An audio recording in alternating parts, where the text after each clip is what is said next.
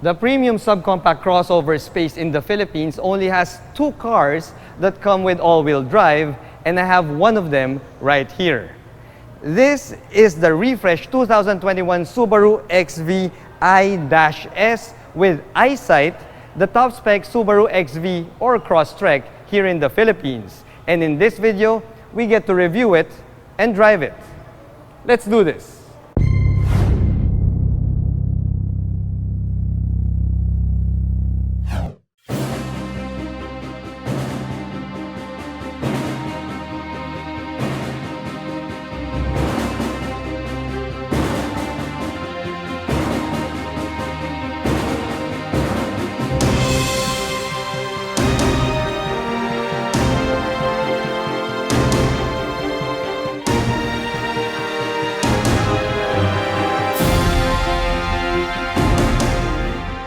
Hello guys, I'm Reagan and welcome back to another car review. If you're new to my channel, I hope you click that subscribe button and become part of the Reagan's Rides family. If you're my subscriber already, thank you so much for your support by watching this video. I also hope that you give it a like. Also special thanks to Subaru Green Hills for giving us this opportunity to feature the top spec refresh Subaru XV that we have here. If you have a need for any Subaru, head on down here to Subaru Green Hills and check them out. For any inquiries, you may also contact the person in my pinned comment below. The Subaru XV or Crosstrek in other markets have received a mild refresh for 2021, and that's exactly the unit that we have here. Now, the XV/Crosstrek nameplate has been a runaway success for Subaru because it gave car buyers that symmetrical all-wheel drive system in a premium subcompact crossover. The other all-wheel drive crossovers in its segment would normally have a more front-wheel bias, but this Subaru XV has a 60-40 split, which still favors the front wheels a little bit more, but it is as close to symmetrical as we can get in the premium subcompact crossover segment. Now, this XV is also quite an affordable all-wheel drive crossover because this top-spec Subaru XV retails for only 1,908,000 Philippine pesos. Now, that undercuts the other all-wheel drive premium subcompact crossover from Hiroshima, Japan, the Mazda CX30. But exactly what do we get in terms of features for our money when it comes to this top-spec XV? Well, it's time for us to find out. The refresh XV gets the most changes up front with a redesigned front grille here that moves more towards ruggedness instead of premium. We also get a more aggressive body cladding here on the front bumper, which even grew a pair of fins over here to the sides of the front bumper. Now, these fins may be functional, but if you were to ask me if they're aesthetic, well, let's just put it this way. Beauty is in the eye of the beholder. Now, moving forward, we do get a fully adaptive LED headlight system here and the signature LED DRLs that wrap around the headlights of this XV. We also get a couple of LED fog lights here, and Subaru even threw in a pair of headlight washers, which is proof that the XV is more at home when it's doing playtime in the mud. Now, despite the premium pricing of the Subaru XV, this has a totally rugged feel to it, making it more at home in, let's say, beside a campsite. Now, the side profile of the Subaru XV hasn't really changed since it was introduced last 2013. It seems that Subaru has found that perfect body design and silhouette for a premium subcompact crossover and just decided to run with it.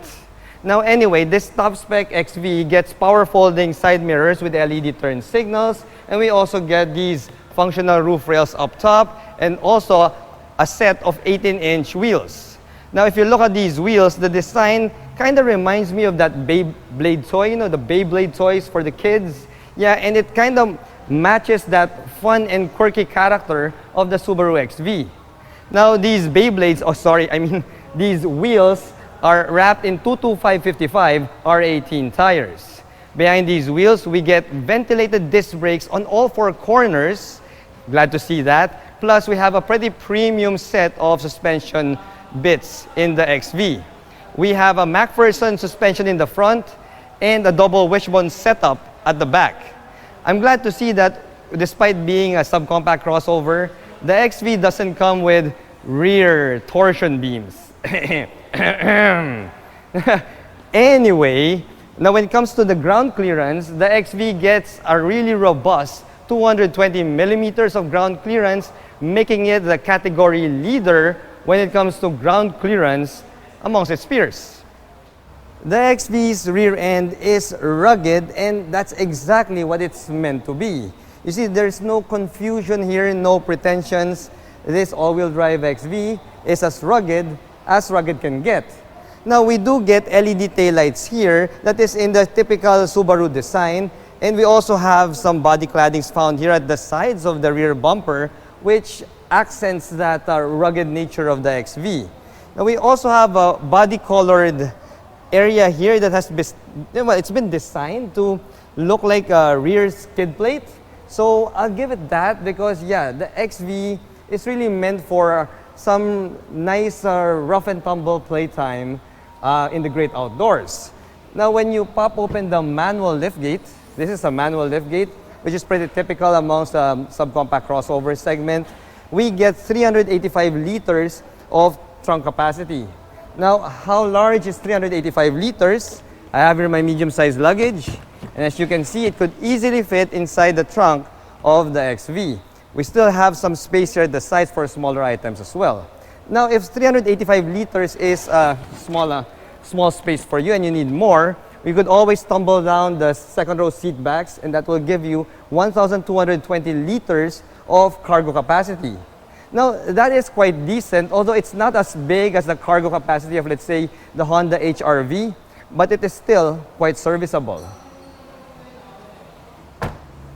The Subaru XV gets the same engine as the previous model, which means that we still get the same 2-liter naturally aspirated 4-cylinder boxer engine here that puts out 154 horses and 196 Newton meters of torque.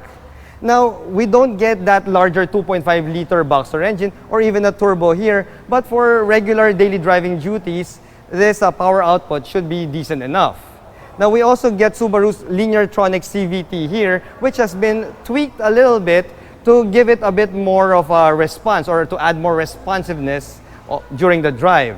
Now, since this is an all-wheel drive system, that CVT sends power to all 4 wheels. Now, I'm looking forward to the drive impression later on to see how truly responsive this Lineartronic CVT is. Step inside the cockpit of the Subaru XV and you're greeted with a mix of premium and sporty materials. Now, I've always loved the layout of these Subaru cockpits, and the XV is no different. First up, we get leather seats here, and the leather is of good quality, and we also have some nice perforations there in the middle, which should help keep your back from becoming too sweaty. Now, we also have some orange contrast stitching here on the seats, as well as the other leather padded areas of the cockpit, which is a nice departure from the usual red stitching or white stitching that can be found in other cars. Orange is truly more unique. Now, the driver's seat gets power adjustability, but the front passenger only has to make do with manual adjustments. Now, when you look at the steering wheel, we get a nice leather-wrapped steering wheel here with the same orange contrast stitching. This is really good, guys. And the steering wheel also has the same buttons that we can find in other Subaru models that come with the EyeSight technology or the higher models, like, for example, the Subaru Evoltis. We get the usual buttons for hands-free connectivity. We also have the buttons for cruise control and the buttons for Subaru's EyeSight safety system. Now, what are these safety bits that can be found in Subaru's EyeSight system? Well, here they are. Are they here? Yeah, they're here. Okay. And while you're looking at those safety bits, I'm gonna keep talking about the steering wheel. You see, this wheel has a large round horn button, which in a vehicle as small as the XV, it's kind of off-putting. I'm not really into it. So yeah, that large plastic circular horn button there, I'm not really fond of that. The thing is, this is a Subaru, so we get the usual paddle shifters here hiding behind the steering wheel. And well, yeah, the wheel also adjusts for tilt, and it also telescopes. All right, you see? So finding the perfect driving position is going to be quite easy. So if you're finished looking at all those safety bits, okay, time to go away. Get out, shoo, shoo. All right. Okay, now if you look at the instrument gauge cluster of the XV, you'll see the typical Subaru gauge cluster. We've got an analog tach and an analog speedo and a colored multi-information display in the middle that shows you some of your vehicle information. Now, I mentioned some because the rest of your vehicle information can be found on another multi-information display that can be found on top of the dashboard. This has a nice cover on it, and it also has orange contrast stitching, and it also shows you the other systems of the XV, like your all-wheel drive system and whatnot. From there, you go down to your infotainment system, and you have here an 8-inch touchscreen infotainment system that has Apple CarPlay and Android Auto, and it also has your 360-degree view camera. Yep, the XV, the top spec XV, gets a 360-degree view camera, which is pretty nifty. And well, it's a welcome addition in a car that's pretty small. Anyway, moving from there, we got the dual zone climate control system here. It's fully automatic, and the layout of the buttons and the knobs are in the traditional 3-knob rotary knob layout that can be found in all Subarus. Now, we also have, of course, the gear shifter here and an electronic parking button, and beside that we have a button for X mode. You see, the XV has X mode where it optimizes the all-wheel drive system and the traction in case you are going through a slippery surface or a road, and this system normally activates if your speed is below 30 kilometers per hour. It also controls your hill descent control as well. So essentially, it's also another safety bit. Now, we have a couple of cup holders here, and the good thing about these Subarus is the cup holders are on the large side. Now, the XV is also the Crosstrek, so that also means that it's sold in America, so cup holders has to be nice and large, and I'll show you the proof of that with my clean canteen test. You see this, my clean canteen? It easily fits, guys, see? With more room to spare.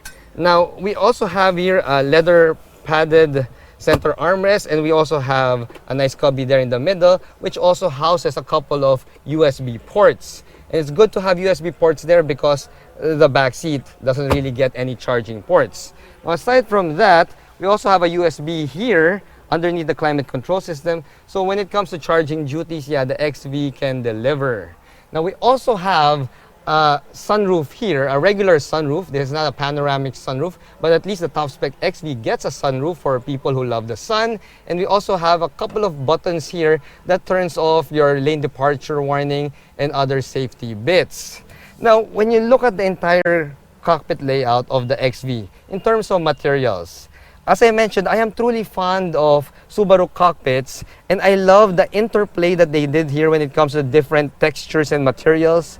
Like in this door card, we've got carbon fiber finish here, and we've got these leather on the elbow rest and some nice perforated leather on the inserts of the door cards. I mean, this is truly fantastic, and I love that they even put some matte aluminum inserts here on the middle dashboard. I mean, come on. This is a truly premium cockpit, something that I've come to expect in a Subaru.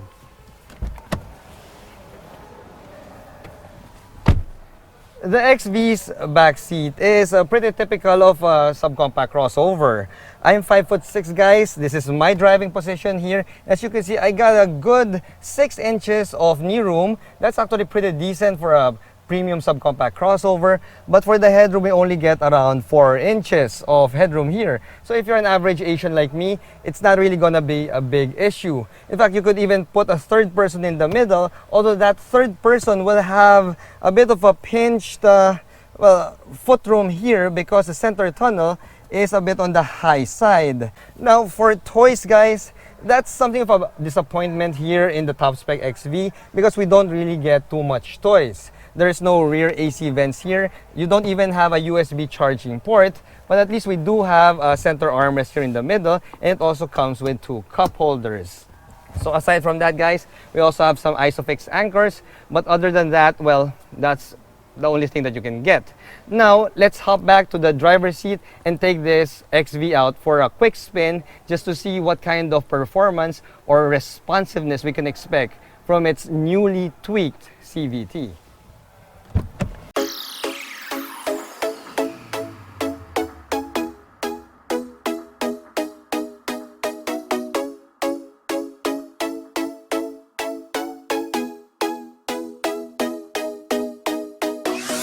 Alright guys, so we're now driving the Subaru XV with eyesight. And first off, right off the bat, I could tell you that the visibility of the XV is phenomenal. I love that despite that raked windshield that we have up front, it's still a wide open windshield and I'm not having any issues with forward visibility. My sideways visibility is also quite good. It's much better than, let's say, the Mazda CX30. And the sitting position here in the driver's seat, this is a power adjustable driver's seat, so I have it mounted a bit higher up, which means that my visibility is pretty good overall. Now the seat comfort of the XV is a bit on the firm side. I don't know if it's the effect of these plastic bits that is wrapping my seat, but the seats are a bit on the firm side. It's got a good amount of support though, and the good thing here is the power adjustable seats also offer a decent level of thigh support. So that's also good for taller drivers or people with longer legs than I do. Now, the overall comfort of the cabin is also really good. Now, we don't have tint on this demo unit of the XV, but even with my climate control only at a minimum setting, the air conditioning is really cold. It's actually kind of freezing my fingers already. So that's another plus point for the XV. Ergonomics wise, and when it comes to the ease of driving, the XV also delivers in spades because we've got a pretty low belt line here and the dashboard is mounted really low, guys. So I'm loving this because it makes it so easy to drive. And that's actually a good thing. Oh man, we got some traffic in front of us.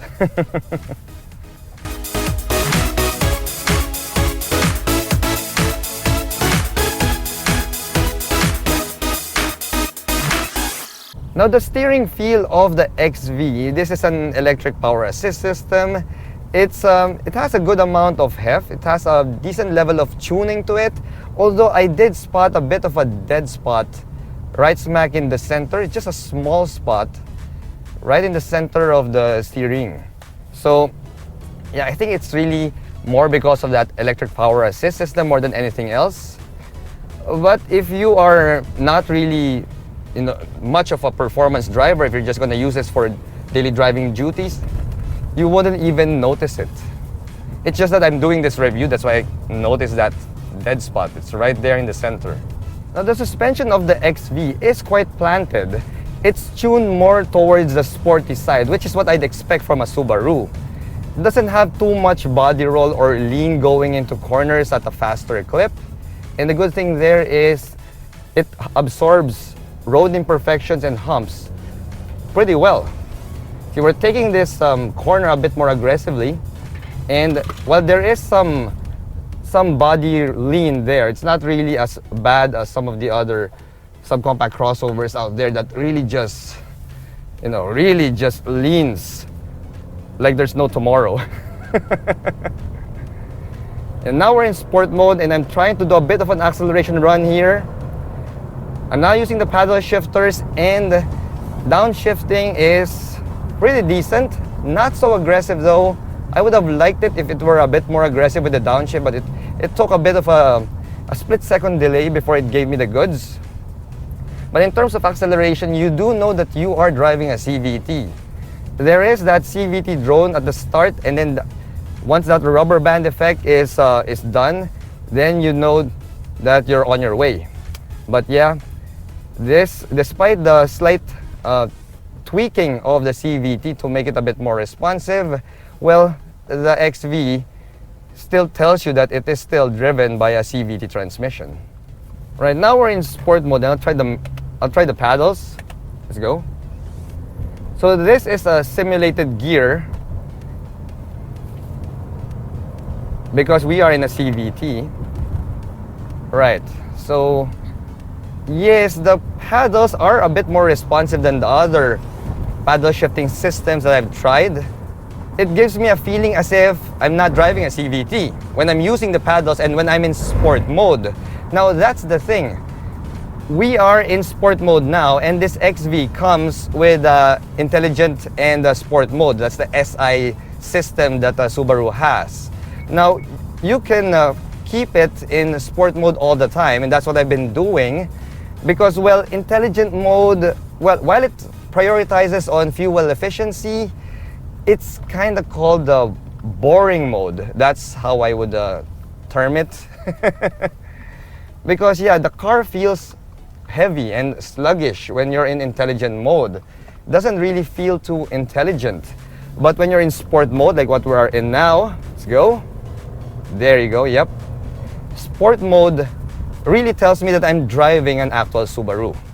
And that means that we have more, more acceleration and more response in this XV. Overall, guys, well, the Subaru XV offers a pretty engaging drive. I'm quite fond of this vehicle because of its small footprint. It's quite nimble. It is really nimble. And putting it in sport mode and engaging those paddle shifters will make this a really fun drive. But if you're just, toodling around town, you're just going to your errands or to your work, well, you could just flick it to intelligent mode and save on your fuel. So yeah, I love the versatility of the XV, plus the fact that we have that symmetrical all-wheel drive system. It's really hard to beat. So who is the Subaru XV with eyesight owner? It's a crossover for the discerning adventurer, a great urban companion that can easily transition from city streets to the campsite trails. It's for a person who puts a premium on top quality materials, a comfortable drive, and that sure-footed assurance that only a true all-wheel drive system can give. Wait, hold on. The Subaru Forester can also do all that. Wait. Alright, I got it. The Subaru XV is the crossover for someone who wants a smaller Subaru Forester. There you go. Anyway, thanks for watching.